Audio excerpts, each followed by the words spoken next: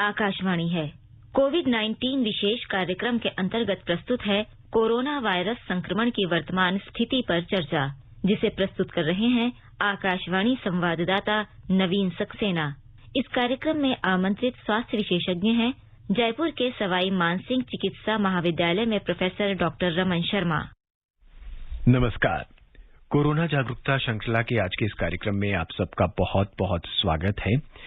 Corona के मामले लगातार कम होते जा रहे हैं, ठीक होने वालों की संख्या भी बढ़ती जा रही है, लेकिन अब एक और खतरा जो है वो देश पर मंडरा रहा, या यूं कहें कि विश्व पर मंडराना शुरू हो गया है, और वो खतरा है डेल्टा प्लस वेरिएंट का। क्या कुछ रहेगा ये डेल्टा प्लस वेरिएंट, कितना संक्रामक है, इससे हालांकि सवाल जो हैं वो अभी गर्भ में ही छुपे हुए हैं, लेकिन फिर भी आज के इस कार्यक्रम में हम कोशिश करेंगे कि इससे जुड़े सवाल और ऐसे बहुत से सवाल जिनके जवाब आप जानना चाहते हैं, आपकी जिज्ञासाएं अभी भी बनी हुई हैं, भले ही वो टीकाकरण को लेकर हो, भले ही वो कोरोना को लेकर बनी हुई हो, हम उस पर जरूर चर्चा करेंगे। जैसा कि अभी आपने सुना, आज हमारे साथ चर्चा करने के लिए मौजूद हैं डॉक्टर रमन शर्मा। डॉक्टर रमन, कार्यक्रम में स्वागत है आपका। जी नमस्कार, थैंक यू, धन्यवाद। डॉक्टर रमन, स्वस्थ होने की दर जो है वो लगातार बढ़ती जा रही है, और आज ही स्वास्थ्य मंत्रालय ने ये कहा भी है कि लगभग 88% जो है संक्रमित मामलों में कमी भी आई है। ये तो एक बहुत अच्छी बात है देश के लिए, लेकिन अब जो खतरा जो मंडरा रहा है, या यूं कहें कि बढ़ता जा रहा है, वो है डेल्टा प्लस वेरिएंट का। इसके बारे में हम आपसे जानना चाहेंगे कि ये कितना संक्रामक है, क्या है ये, और क्या इसके खिलाफ रोग प्रतिरोधक क्षमता जो है वैक्सीन से डेवलप हो सकती है या नहीं। डॉक्टर शर्मा जी, देखिए, जहाँ तक वायरस का जो सवाल होता है उसमें ही रेस्पिरेटरी वायरस है, जैसे अपन ने पहले देखा था स्वाइन फ्लू का वायरस या इन्फ्लुएंजा का वायरस, वो करीब 400 साल से इन्फ्लुएंजा वायरस डिस्क्राइब्ड है हिस्ट्री ऑफ मेडिसिन में, और इसके साथ साथ वो अपना स्वरूप हर साल बदलते रहा है। छोटा मोटा एंटीजेनिक जो होता है माइनर शिफ्ट हो जाते हैं उसमें, जिसको कि अपन टर्म है मेडिकल ड्रिफ्ट बोलते हैं, उसमें मामूली चेंज हो जाता है, वो अपना वायरस अपने सर्वाइवल के लिए बदलता रहता है। लेकिन जहां तक ये कोविड-19 का सवाल है, अभी 1.5 साल ही हुआ है और इसमें वायरस ने अपना स्वरूप कम से कम 5-6 बार बदल लिया, अपना एंटीजेनिक जो स्ट्रक्चर है उसको बार बार बदल लिया है। ऐसा कभी अनयूजुअल है, कभी पहले नहीं देखा गया कि इतना जल्दी जल्दी वायरस अपने आप को चेंज कर रहा हो। अब जब वायरस चेंज करता है तो जो पब्लिक में जो है पॉपुलेशन बाय लार्ज में इतना सहन करने की शक्ति नहीं होती, तो वो इन्फेक्शन को बहुत जल्दी जल्दी ट्रांसमिट कर देता है। अब ये छोटे मोटे जो चेंजेस होते हैं इस कोविड में, ये काफी सिग्निफिकेंट हो जाते हैं। अब दूसरी तरफ अपन इन्फ्लुएंजा का एग्जाम्पल लें, जो कि 1918 में फर्स्ट बार देखा था, ज्यादा बड़ा जो डिसेंडेंट, फर्स्ट डिसेंडेंट, 2009 में उसका चौथा डिसेंडेंट था, चौथा वारिस आया 2009 में जी। तो करीब देखिए 100 साल के 90 साल में करीब 4 वायरस के म्यूटेशन हुए मेजर, पर इसमें 1.5 साल में काफी सारे म्यूटेशन हो गए, 5-6 डिफरेंट वेरिएंट्स आ गए जो कि मेजर वेरिएंट्स की तरह काम कर रहे हैं, इन्फेक्शन ज्यादा फैला रहे हैं। तो ये जो वेरिएंट बन जाते हैं, डेल्टा वेरिएंट अभी लेटेस्ट जो है इंडिया में दिसंबर 2020 में था, अफ्रीका में भी था, काफी दूसरी कंट्रीज में ही। ऐसा नहीं कि ये सिर्फ इंडिया वेरिएंट के नाम से ही जाना चाहे, दूसरी कंट्रीज में भी है, ऐसा नहीं है कि सिर्फ यहाँ ही भारत में ही है। तो जब ये वेरिएंट आए तो उसमें क्या हुआ कि ये जो इनकी कैरेक्टरिस्टिक होती है कि ये चेंज कर लेते हैं अपना स्पाइक में प्रोटीन्स का, तो करीब डजन म्यूटेशंस हो गए हैं इसमें, और डेल्टा प्लस में थोड़े बहुत और भी ज्यादा एंटीजेनिक वेरिएशंस हो गए हैं। तो ये ट्रांसमिशन रेट जो है वो ज्यादा कर देता है, 60% ज्यादा ट्रांसमिशन कर देता है, और बहुत जल्दी फैलता है, लंग्स को बहुत ज्यादा इफेक्ट करता है, और जो पॉपुलेशन अनवैक्सीनेटेड है उसकी तरफ ज्यादा वो संक्रमित करता है। तो एल्डरली में नहीं, less than 55 years of age, उसमें जो कि अभी पूरी तरह से वैक्सीनेट नहीं हुई है, उसमें ज्यादा इन्फेक्शन के चांस रहते हैं, 60% ज्यादा ट्रांसमिट करता है। दूसरा, ऐसा माना जा रहा है कि अगर ये चलेगा ज्यादा तो जो हॉस्पिटलाइजेशन रेट है वो करीब डबल है जो शुरू वाले अल्फा वेरिएंट से। तो इस बारे में तो इतना बताया मैंने वेरिएंट्स के बारे में जी। जी, इसका मतलब ये स्थिति खतरनाक हो सकती है अगर ये वेरिएंट फैलता है, डॉक्टर रमन। जी जी, वेरिएंट डेफिनेटली ज्यादा फैलता है और ऐसा अभी से प्रिडिक्ट करना कि कितना फैलेगा क्या नहीं फैलेगा, पर अपने को जो सावधानियां हैं कोविड एप्रोप्रिएट बिहेवियर वाली वो तो रखनी है। वैक्सीनेशन अभी ये खासियत है कि जो वैक्सीनेशन अपन ने कराया है, कोवैक्सीन, कोविशील्ड या स्पुतनिक जैसा आ गया है तीसरा वैक्सीन, तो उसमें जो ये है ये प्रोटेक्टिव है वैक्सीन, इसके लिए अभी तक तो ऐसा माना जा रहा है। तो इसलिए कोई एक तो एप्रोप्रिएट बिहेवियर, मास्क पहन जाए, social distancing, cleaning and all those thing, वो तो है ही है। साथ में वैक्सीनेशन बहुत अगर प्रायोरिटी पे जल्दी से जल्दी कर लिया जाए तो काफी हद तक ये कंट्रोल हो सकता है। डॉक्टर, जिन देशों में वैक्सीन लगभग 50% से ज्यादा लोगों को लग चुकी है और जहां पे हम यूं कहें कि अगर हर्ड इम्यूनिटी आ चुकी है, क्या वहां पर भी इसका खतरा उतना ही बना हुआ है अभी क्या? जी हाँ, अभी तक तो यही माना जा रहा है। जैसे वायरस ने अपना स्ट्रक्चर चेंज कर लिया है, तो अभी कहना बड़ा मुश्किल होगा कि जो वैक्सीन लगा है वहां तो जैसे यूएसए में तो मॉडर्ना, फाइजर वैक्सीन लगे हैं, पर अभी तक ये माना गया कि डेल्टा जो वेरिएंट है उसके अगेंस्ट वैक्सीन कारगर है, पर ये ज्यादा स्वरूप बदल लेता है तो आगे के टाइम में, फ्यूचर में क्या होगा ये अभी कहना या बताना बड़ा मुश्किल होगा। जी डॉक्टर रमन, जिस तरह से ये वेरिएंट बदलता है, अपना रूप बदलता है, ऐसे में महामारी की ये स्थिति कितना लंबा चल सकती है अमूमन? अमूमन देखिए, ये कहना बड़ा ही मुश्किल होता है। जितना ज्यादा वायरस कम्युनिटी में सर्कुलेट करता है वो अपने आप को बचाता है। अगर वो डिस्ट्रॉय कर दे ह्यूमन सेल्स को या लंग्स को तो उसके भी सर्वाइवल का खतरा हो जाता है, तो अपना एस्केप फिनोमेना बनाता है। वो हो सकता है कि वो डिक्लाइन पे ही चले जाए, कि धीरे धीरे ज्यादा कम्युनिटी में सर्कुलेट होके वो धीरे धीरे खत्म हो जाए। जैसा अपन ने सेकेंड वेव में देखा, ये जो वायरस था वो एकदम से काफी आया कुछ महीनों के लिए, फिर एकदम से डाउन हो गया। तो वो अपना सर्वाइवल जो है उसके लिए ये ऐसा करता रहता है। जी डॉक्टर, हम सेकेंड वेव की ही बात करते हैं अब दोबारा से। जिस तरह से अभी आपने कहा कि जिस तेजी से वायरस आया था उतनी ही तेजी से वो वायरस चला भी गया, तो ये जो सिचुएशन बनी, जो स्थिति बनी तेजी से आने और तेजी से जाने की, ये किस तरह से अचानक ऐसे बन गई कि अचानक बहुत सारे लोग संक्रमित हुए और अचानक ही बहुत सारे लोग ठीक भी हो गए? हाँ, एक साथ क्या होता है कि अगर एक तो वैक्सीनेशन का कुछ असर है, कुछ ये हुआ कि लोगों को पता चला कि ये तो काफी ज्यादा फैल रहा है, तो लोगों को भय हो गया। फियर फैक्टर बड़ा इंपॉर्टेंट था, जिससे लोगों ने अपने घरों में बंद रखा। लॉकडाउन हुआ काफी सारे स्टेट्स में और कोविड एप्रोप्रिएट बिहेवियर की पालना करी। और दूसरा, लोगों ने ये देखा कि ये तो काफी कॉम्प्लिकेटेड चीजें हैं, इसमें कॉम्प्लिकेशंस भी हो रहे हैं, ब्लैक फंगस तक का भी इन्फेक्शन होता है। तो शायद वो फैक्टर सबसे बड़ा था कि डर के जब तूफान आता है तो अपन घरों में शरण ले लेते हैं। तो इसी तरह से जब ज्यादा स्टॉर्मी वे में ये आया तो लोगों ने अपने आप को बचाने की कोशिश की, अपने आप को घर में शरण ली। मुझे ये लगता है कि इस कारणवश ये एकदम से कम हुआ। डॉक्टर रमन, इस पर हम चर्चा आगे जारी रखेंगे। इस बीच हमारे पहले श्रोता जो हैं वो हमसे जुड़ चुके हैं, हरियाणा के अनवर बिहारी। आइए सुनते हैं उनका क्या सवाल है। अनवर जी, स्वागत है आपका। नमस्कार सर। नमस्कार, क्या जानना चाहते हैं आप? आपको नमस्कार करता हूँ। मैं अनवर बिहारी बोल रहा हूँ, फरीदाबाद हरियाणा से। जी कहिए। जी सर, मेरा प्रश्न ये है कि जैसे किसी व्यक्ति को किसी तरह की कोई एलर्जी है, जैसे उसको सांस फूलती है या और कोई प्रॉब्लम है, तो डॉक्टर साहब को वैक्सीन लगाने से पहले बताना पड़ता है जी। तो क्या अगर किसी को कोई दिमागी टेंशन है, कोई तनाव है, कोई घरेलू समस्या है, तो क्या उससे भी बताना पड़ेगा कि मुझे कुछ आजकल दिमागी तनाव चल रहा है वैक्सीन लेने से पहले? जी डॉक्टर रमन, ये जानना चाहते हैं कि जिस तरह से किसी व्यक्ति को कोई एलर्जी होती है तो वो डॉक्टर को बताता है कि मुझे वैक्सीन से या इस बीमारी से कुछ एलर्जी है। ऐसे में अब ये बात करना चाहते हैं, और एक बहुत आम समस्या है तनाव की, अवसाद की। अगर किसी व्यक्ति को तनाव है, अवसाद है, तो क्या टीका लेने से पहले भी उसे डॉक्टर से ये डिस्कस करना चाहिए?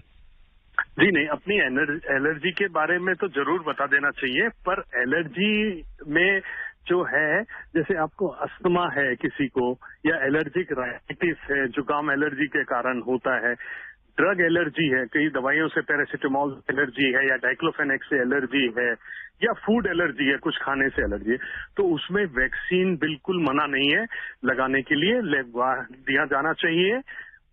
सबसे बड़ा कॉन्ट्रा इंडिकेशन यही कि पहली डोज में अगर बहुत ज्यादा बीपी लो हो गया हो और फेंट हो गया हो मरीज, तो सेकंड डोज कभी नहीं लगाई जाएगी उसके।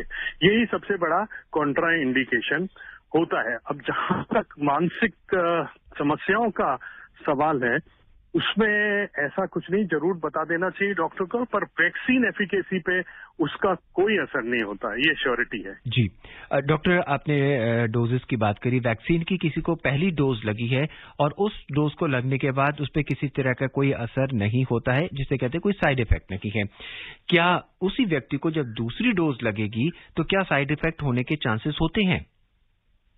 ऐसा नहीं है। अगर साइड इफेक्ट होने हो तो फर्स्ट डोज में भी हो जाते हैं और सेकंड डोज में भी हो सकते हैं। ऐसा बिल्कुल कुछ नहीं है कि फर्स्ट में नहीं हो तो सेकंड में हो जाएगा। सेकंड में हो सकता है, और वो जी बहुत मामूली साइड है। मिलियंस एंड मिलियंस के वैक्सीनेशन लगे हैं, करोड़ों के लोगों के वैक्सीन लगे हैं, ऐसे कोई साइड इफेक्ट नहीं है। मामूली साइड इफेक्ट में जहां पे इंजेक्शन लगा है वहां पे थोड़ा दर्द होना, थोड़ा सा लाल होना, सिर दर्द होना, थोड़ा जी मिचलाना और बुखार आ जाना, तो सिंपल दवाई से वो ठीक हो जाता है। जी, और डॉक्टर, अगर किसी को इस तरह के कोई मामूली साइड इफेक्ट्स होते हैं तो क्या हमें ये मानना चाहिए कि जो टीका है वो अच्छी तरह से हमारी बॉडी में काम कर रहा है और एंटीबॉडीज बन रही है? जी, इसका मान सकते हैं कि हाँ, वो बॉडी का जो है रिएक्शन एप्रोप्रिएट है। और अगर ये हर एक को तो बुखार नहीं आता, तो इसका भी ये मतलब नहीं है कि उनके कोई एंटीबॉडीज नहीं बनेंगी, पर जिसके आ रहा है तो उसमें समझ लेना चाहिए कि हाँ, वैक्सीन तो काम कर ही रहा है। तो इससे अपन एंटीबॉडी लेवल का नहीं बता सकते कि किसी को बुखार आया तो उसके ज्यादा होगा या ना आया तो उसके कम होगा एंटीबॉडी प्रोटेक्शन। आइए अब रुख करते हैं बिलासपुर का और आशीष गुप्ता जी का सवाल जानते हैं। आशीष जी, स्वागत है आपका।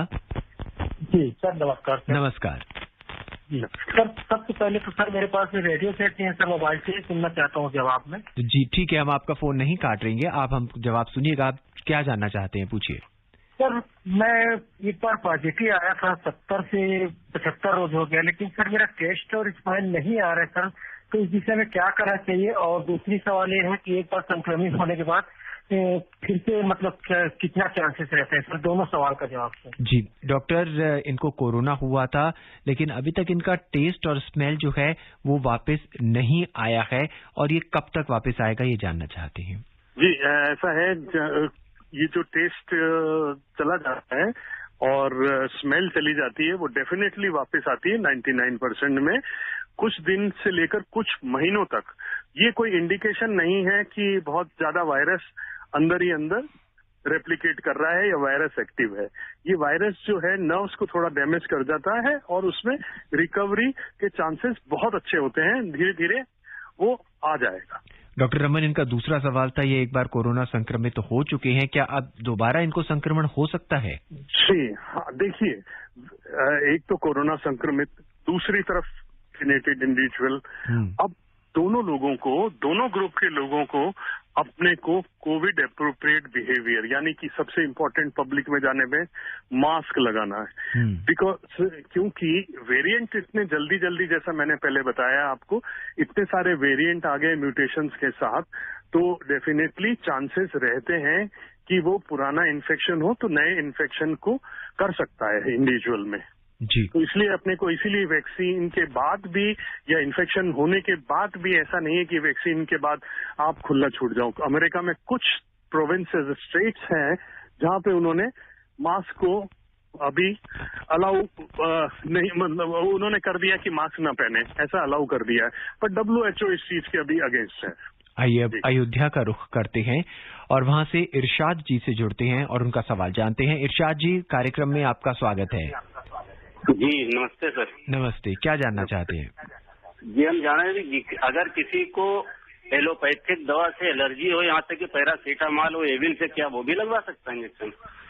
डॉक्टर रमन, पैरासीटामॉल और इन्हें एस्पिरिन जो है उससे भी एलर्जी है, तो क्या ये लगा सकते हैं? हाँ जी, बताया इसका जवाब। मैंने ये बताया कि फूड एलर्जी हो, ड्रग एलर्जी हो, या कुछ पहले कभी कोई किसी वैक्सीन से, एग वैक्सीन होते थे, उससे एलर्जी हो, तो ये कोई मनाही नहीं है, बिल्कुल लगा सकते हैं। ये टोटली डिफरेंट चीज है, वैक्सीन लगाना और ड्रग एलर्जी, फूड एलर्जी, बिल्कुल इसमें कोई मनाही नहीं है, बिल्कुल वैक्सीन लगना, निश्चिंत होकर। जी, हमारे अगले श्रोता हैं दुर्गा प्रसाद उपाध्याय आजमगढ़ से। आइए सुनते हैं। दुर्गा प्रसाद जी, स्वागत है आपका। हाँ जी, क्या जानना चाहते हैं आप? हम 13 मई को कोवैक्सीन का पहला डोज लिए जी। और 4 से 6 हफ्ते के बीच लगवाना चाहिए। हाँ जी। आज लास्ट डेट था। हाँ जी। इधर बहुत बारिश हुई, इसमें हमको मलेरिया हो गया जी।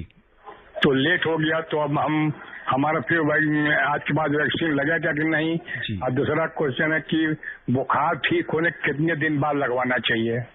डॉक्टर साहब, 13 मई को उनको कोवैक्सीन की पहली डोज लगी थी। 6 से 8 हफ्ते हो चुके हैं। इस बीच इनको मलेरिया भी हुआ। मलेरिया ठीक होने के कितने दिनों बाद ये वैक्सीन लगा सकते हैं? जैसे कोवैक्सीन की जो सेकेंड डोज लगनी चाहिए थी 4 वीक्स बाद लगनी चाहिए थी कोवैक्सीन, पर क्योंकि इनको जो इन्फेक्शन हो गया है तो ड्यूरिंग फीवर टाइम बिल्कुल नहीं लगाया जाता वैक्सीन। उसके 3-4 दिन बाद, फीवर ठीक होने के 3-4 दिन बाद आराम से लगा दिया जाता है। जी, कोई दिक्कत नहीं है। डॉक्टर, अब देश में जब मौसम बदल रहा है, उत्तर भारत में मौसम बदल रहा है, तो मौसम बदलते हुए कुछ मौसमी बुखार होते हैं, कुछ एलर्जीज होती हैं, उनको हम कोरोना से कैसे डिफरेंशिएट कर सकते हैं? जी, एलर्जिक राइनाइटिस या दूसरे तरह के बुखार जो है उसमें देखिए कोविड इन्फेक्शन आज तो अभी तो हालांकि डिक्लाइन पे है, पर फिर भी सबसे पहले इम्पोर्टेंट जो डिफरेंशियल डायग्नोसिस में आता है वो कोविड-19 ही आएगा। उसमें गला खराब होना, बुखार आना, सांस फूलना, खांसी आना, और दूसरे जो एलर्जिक राइनाइटिस जिसको कहते हैं, जैसे मौसम में पतझड़ में हो जाता है, तो उसमें यूजुअली बुखार नहीं आता है। और दूसरे जो कोविड-19 है, काफी केसेस में एसिम्प्टोमेटिक भी होता है, कोई इन्फेक्शन उसमें वो मैनिफेस्टेशन नहीं हो पाते सिम्टम्स के। तो वो सबसे पहले तो कोविड वो रूल आउट करना ही चाहिए आज के स्थिति को देखते हुए। और दूसरी बीमारी डॉक्टर से जरूर कंसल्ट कर लें। चाहिए कोई टॉन्सिलाइटिस है, उसमें एग्जामिन करने पे पता चल जाता है कि टॉन्सिल बढ़े हुए हैं, एनलार्ज हैं, तो इस तरह से डॉक्टर की सलाह लेके वो अपन उसमें उचित डायग्नोसिस कर पाएंगे। आइए मध्य प्रदेश के शिवपुरी का रुख करते हैं। यशवंत जैन हमें सुन पा रहे हैं। यशवंत जी, स्वागत है आपका। हाँ नवीन जी, नमस्कार। नमस्कार। आपको भी मेरा नमस्कार जी। मेरा वैसे तो डेल्टा और जो बैंकिंग जो हो रहा है उसके मामले जैसे तमिलनाडु में, मध्य प्रदेश में भी बढ़ रहे हैं, और कोरोना के जो मामले केरल में बहुत ज्यादा बढ़ रहे हैं, और उसके प्रति लोगों की अभी भी लापरवाही इस तरह की है कि बाजार में भीड़ और ट्यूशनों पे लोगों का आना जाना, जबकि रोक लगी हुई है उसके बावजूद भी नियमों की धज्जियां उड़ा रहे हैं, और इस पर कार्रवाई नहीं होने से हमको ऐसा लगता है कि कहीं हमको दोबारा से जो दूसरी वेव जो आई थी, कहीं इस प्रकार का हमको न करना पड़ा। दूसरा मेरा प्रश्न ये है कि वैक्सीन की 100 डोज है तो क्या 1200 लोगों में वो डोज लगाई जा सकती है? हमारे शिवपुरी में ऐसा हुआ है। जी डॉक्टर, इनका सवाल एक जागरूकता भरा सवाल है, यूं कहें कि एक सजेशन है जो देना चाहते हैं कि जबकि कोरोना अभी गया नहीं है और उसका एक नया वेरिएंट सामने आ गया है, ऐसे में लोग अभी भी बिना डरे सोशल डिस्टेंसिंग का पालन नहीं करते हुए भीड़ में जा रहे हैं, बाजारों में जा रहे हैं। ये संदेश आपसे जानना चाहते हैं। जी, अपने को सेकेंड वेव से सबक ले लेना चाहिए था कि उस टाइम क्या हुआ, लोगों में कॉम्प्लिसेंसी हो गई, डर बिल्कुल हट गया कि हाँ कि अब तो बिल्कुल हिंदुस्तान में तो कोई कोरोना नहीं है, कोई इन्फेक्शन नहीं है, तो सब सारे वो कोविड अप्रोप्रिएट बिहेवियर सब लोग भूल गए। और इस तरह से आपने देखा है कि सेकेंड वेव कितनी ज्यादा स्तर पे पहुंच गई थी।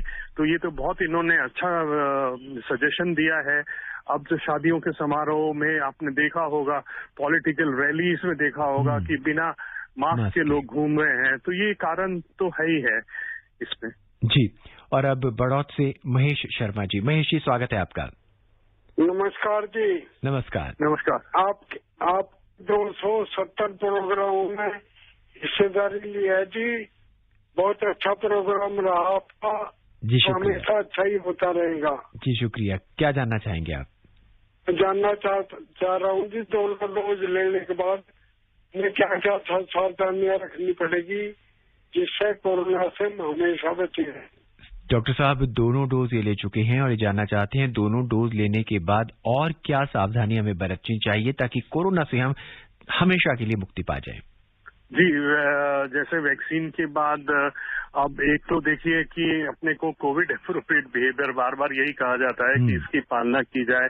घर के बाहर जाएं तो मास्क जरूर पहने, भीड़ भाड़ में न जाएं, जहां तक हो सके घर के अंदर जब तक कि कोई जरूरी काम ना हो बाहर न निकलें, और सोशल डिस्टेंसिंग वगैरह जहां तक है, और वैक्सीन आपने लगा ही लिया है, अगर आपको लग रहा है कोई दूसरा आदमी भी बिना मास्क के है तो आप उसको खुद भी एज एंथुसियास्टिक सिटीजन आप उसको कहिए कि मास्क पहने और एक दूसरे को इसी तरह से समझाइश करें तो शायद अच्छा कंट्रोल में आ सकेगा ही।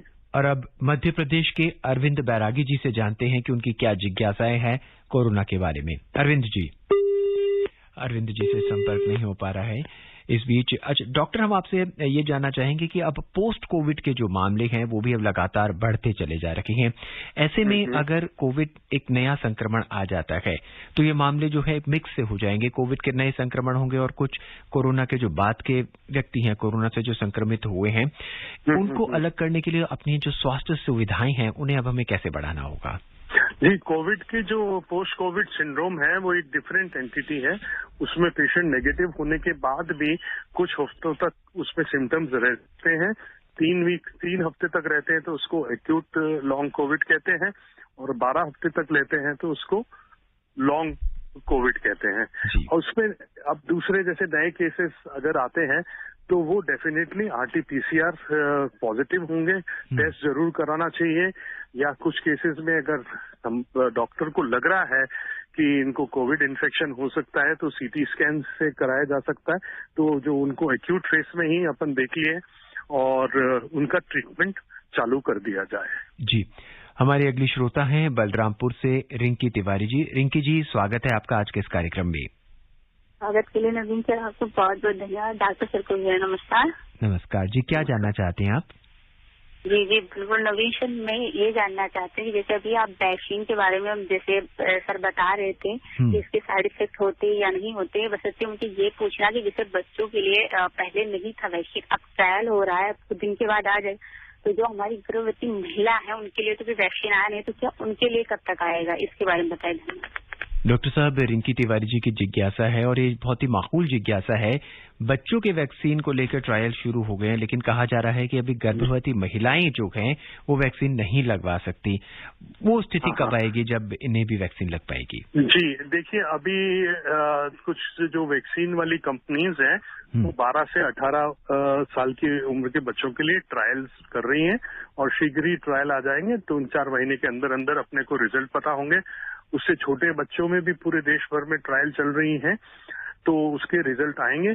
अब मैं ये बताना चाहूंगा कि घर में जो बड़े हैं, यूथ है, यानी कि 25 से लेकर 30 तक जो रिप्रोडक्टिव एज ग्रुप के लोग हैं, कम से कम वो तो वैक्सीन लगवा लें, जिससे कम से कम बच्चे को खतरा न हो और कोविड अप्रोप्रिएट बिहेवियर अपना लें। दूसरी सवाल है गर्भवती महिलाओं का, उसका भी अभी चल रहा है, बट फिजिशियन अगर चाहे कि उनको जरूरी है वैक्सीन लगवाना तो वो सेलेक्ट कर सकता है इंडिविजुअल को, बट ऐसे यूनिवर्सल प्रेग्नेंट इंडिविजुअल का अभी ऑथराइजेशन नहीं आया। किसी भी चीज के, किसी भी दवाई का या वैक्सीन का जब तक पूरी तरह से ट्रायल नहीं आ जाए प्रेग्नेंट इंडिविजुअल में, तब तक वो दवाई या वैक्सीन पूरी तरह से परमिटेड नहीं होता है। लैक्टेटिंग मदर्स जो माताएं दूध पिला रही हैं बच्चों को, उनके लिए अभी चालू हो गया वैक्सीनेशन, वो लगवा सकते हैं डॉक्टर की एडवाइस पे। जी डॉक्टर रमन, एक मेडिकल एक्सपर्ट के तौर पर हम आपसे जानना चाहेंगे, भविष्य में अगर गर्भवती महिलाओं के लिए इम्यूनाइजेशन होता है या वैक्सीनेशन आता है, तो ऐसे में क्या आने वाले बच्चे में पहले से ही एंटीबॉडीज डेवलप होंगी इस संक्रमण के खिलाफ? क्या ऐसा संभव है? जी, शुरू में कुछ टाइम तक तो रह सकती है एंटीबॉडीज, पर अभी वो इसके रिजल्ट्स पूरे नहीं आए हैं, तो अभी कहना बड़ा मुश्किल होगा। जी, आइए अब गाजियाबाद के यामीन जी से उनका प्रश्न जानते हैं। यामीन जी, स्वागत है आपका। सर नमस्कार जी। नमस्कार, कहिए। क्या? मैं यामीन भाई रेडियोवाला सिरोड़ी से बोल रहा हूँ, जिला गाजियाबाद। जी कहिए, क्या जानना? मैं ये जानना चाह रहा हूँ, जो सीनियर सिटीजन हैं जिनको पुरानी डायबिटीज है, वो वैक्सीन कैसे लेंगे, इसके बारे में थोड़ा विस्तार से बताएं डॉक्टर। जी डॉक्टर, पुरानी डायबिटीज है वो वैक्सीन कैसे लेंगे, ये जानना चाहते हैं। देखिए, डायबिटीज वाले मरीज और दूसरी कई ग्रुप्स हैं, उसका मैं बताऊंगा आपको। वो एक रिस्क ग्रुप है, वो प्रायोरिटी है वैक्सीनेशन। जब वैक्सीन कम हो, सपोज किसी के पास सिर्फ 100 वैक्सीन है, तो उसमें सबसे पहले किसको प्रेफरेंस देंगे? एज ग्रुप वाले को, और जिनके ये रिस्क ग्रुप में फॉल कर रहा है, क्योंकि डायबिटीज में इन्फेक्शन कोविड का ज्यादा होता है, ज्यादा खतरनाक होता है। तो डायबिटीज, सीओपीडी, कैंसर, हार्ट की बीमारी, न्यूरोलॉजिकल प्रॉब्लम, तो ये रिस्क ग्रुप हैं। ओबेसिटी, बहुत ज्यादा मोटापा, ये सारे रिस्क ग्रुप हैं। इनको तो सबसे पहले लगवाना चाहिए, उसमें कोई मनाही नहीं है कि उसमें तो सबसे पहले प्रेफरेंस दिया गया है। आपने देखा होगा पहले भी जब वैक्सीन की शुरुआत हुई थी, तो ये जो रिस्क ग्रुप वाले इंडिविजुअल हैं उनको वैक्सीन दिया था, उनको तो सबसे ज्यादा प्रोटेक्शन की जरूरत है और उनको सबसे ज्यादा वैक्सीन की जरूरत है। जी डॉक्टर, यहाँ पे देखा गया है कि कुछ व्यक्तियों को नहीं पता होता कि उन्हें डायबिटीज है और कोरोना के दौरान उन्होंने स्टेरॉइड्स लिए, इस वजह से उनकी जो शुगर है वो बढ़ गई। क्या वो शुगर अब वाकई नॉर्मल स्तर पर आ सकती है क्या? हाँ, देखिए बिल्कुल सही बात है। ये स्टीरॉइड एक्चुअली में जो दिया जाता है वो बहुत सोच समझ के दिया जाता है, डबल एजेड स्वॉर्ड बोलते हैं। स्टीरॉइड ऐसे नहीं कि पहले दिन ही कोविड इन्फेक्शन डायग्नोस हुआ, बुखार हुआ, थोड़ी खांसी हुई और स्टीरॉइड पहले दिन ही लिख दिया। पहले दिन कभी नहीं दिया जाता जब तक कि पेशेंट को ऑक्सीजन की जरूरत न हो। ऑक्सीजन की जरूरत का मतलब यह है कि इनके लोअर रेस्पिरेटरी इन्फेक्शन हो रहा है, मतलब हल्का निमोनिया चालू हो गया है। उस टाइम पे अगर स्टीरॉइड दें, वो भी लिमिटेड ड्यूरेशन के लिए, जितना कम से कम स्टीरॉइड यूज करें उतना ज्यादा फायदा है। ज्यादा से मैक्सिमम 10 डेज या जितना की हॉस्पिटलाइजेशन की जरूरत है, क्योंकि ऑक्सीजन रिक्वायरिंग है तो हॉस्पिटलाइजेशन तो जरूरी है। अब स्टीरॉइड डायबिटीज करते हैं, डायबिटीज को कंट्रोल करने के लिए इंसुलिन इंजेक्शन वगैरह जरूरी होता है, उसको देना चाहिए ड्यूरिंग हॉस्पिटलाइजेशन। उसके बाद कुछ टाइम तक जरूर हो सकता है, और उनको पहले डायबिटीज नहीं है तो चांसेस यही रहते हैं कि आगे की डायबिटीज नहीं होगी, कंट्रोल हो जाएगी। जी डॉक्टर, इस कार्यक्रम में आप हमसे जुड़े, आपने हमारे सभी सवालों का जवाब दिया। अब हम आपसे एक संदेश जानना चाहेंगे कि ताकि आने वाले वक्त में लोग कोरोना से संक्रमित न हो और उससे बचे रहें। जी, जैसा ही आपने देखा कि सब लोग अब थर्ड वेव एक्सपेक्ट कर रहे हैं। अब ये कब आएगी या नहीं आएगी, ये अभी तक कुछ कहना बड़ा मुश्किल है, पर अपने को जो आगे ध्यान रखना है, एक तो जल्दी से जल्दी पहला मौका मिलते ही वैक्सीनेशन लगाएं और कोविड अप्रोप्रिएट बिहेवियर का पालन करें, जिससे वेरिएंट्स भी अपने से दूर रहें और वो ज्यादा ना एक दूसरे को इन्फेक्शन करके ना ज्यादा फैलाएं। जी डॉक्टर रमन, हमसे जुड़ने के लिए, सभी सवालों के जवाब देने के लिए और जानकारियां देने के लिए आपका बहुत बहुत धन्यवाद। थैंक यू, धन्यवाद। हम अपने श्रोताओं से, अपने लिसनर से यही उम्मीद करते हैं कि उन्होंने इस कार्यक्रम को जब भी सुना तो जरूर याद करेंगे कि जो डॉक्टर साहब ने कहा वो सावधानियां उन्हें बरतनी चाहिए, ताकि आने वाले वक्त में कोरोना का चाहे कोई भी नया संक्रमण आए, नया भी कोई भी उसका वेरिएंट आए, तो हम उससे बच सकें। बहरहाल, हम अपने सुनने वालों को एक बार फिर याद दिला दें कि बहुत सी हेल्पलाइन नंबर्स हैं जो जारी की गई हैं केंद्र सरकार ने। उनके नंबर हैं 1075। अगर कोविड संबंधी सवालों का जवाब आपको चाहिए तो स्वास्थ्य और परिवार कल्याण मंत्रालय की हेल्पलाइन है। इसके अलावा महिला और बाल विकास मंत्रालय की एक चाइल्ड हेल्पलाइन है जिसका नंबर है 1098। यदि आप सीनियर सिटीजन्स के बारे में कुछ जानना चाहते हैं तो सामाजिक न्याय और अधिकारिता मंत्रालय का जो हेल्पलाइन नंबर है वो है 14567। और कोरोना में देखा गया है कि अवसाद की बहुत सी घटनाएं हैं, तो फिर मनोवैज्ञानिक सहायता के लिए आप डायल कर सकते हैं 0804611007। बहरहाल, आज के इस कार्यक्रम में बस इतना ही। मुझे यानी नवीन को दें इजाजत। नमस्कार। कोविड-19 विशेष कार्यक्रम के अंतर्गत अभी आप सुन रहे थे कोरोना वायरस संक्रमण की वर्तमान स्थिति पर चर्चा, जिसे प्रस्तुत कर रहे थे आकाशवाणी संवाददाता नवीन सक्सेना। इस कार्यक्रम में आमंत्रित स्वास्थ्य विशेषज्ञ थे जयपुर के सवाई मानसिंह चिकित्सा महाविद्यालय में प्रोफेसर डॉक्टर रमन शर्मा। ये कार्यक्रम आकाशवाणी के समाचार सेवा प्रभाग द्वारा प्रस्तुत किया गया। इसे आप हमारे mobile app news on AIR और YouTube channel news on AIR official पर भी सुन सकते हैं। इस कार्यक्रम के संबंध में अपनी प्रतिक्रिया आप हमें ईमेल कर सकते हैं। पता है AIRNSDtalks@gmail.com। ये कार्यक्रम फिर से सुनने के लिए लॉग ऑन करें हमारी वेबसाइट newsonair.nic.in।